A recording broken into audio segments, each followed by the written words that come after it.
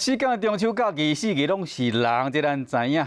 记者嘛发现讲，这个假期夜市还有垦丁大街，真正是人有够多，也有人无遵守着防疫规定。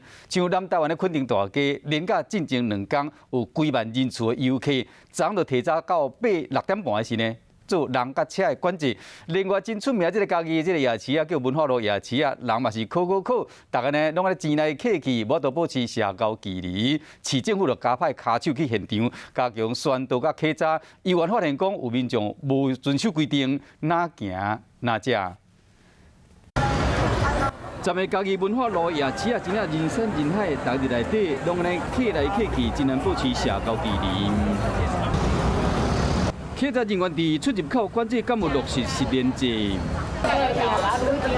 卫生局人员去小食店检查防疫措施，嘛发现讲是啊，车民众有人无遵守规矩。不要边走边吃，因为还是有发现消费者有这个状况啦。出名的美食店门口真侪人伫排列，头家嘛讲有几啊个月无看到这侪人啊。已经3、4个月没弄好过，我今年高兴一点。 有网友翕这个画面，佫写讲，新丰爷爱保庇家己民众平安无代志，游客遮济，难免会烦恼。超多的，有一点。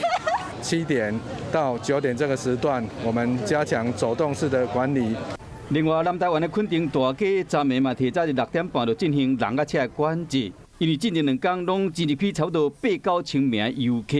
假期的时，人遮济，防疫工作更加谨慎，大家才会安心。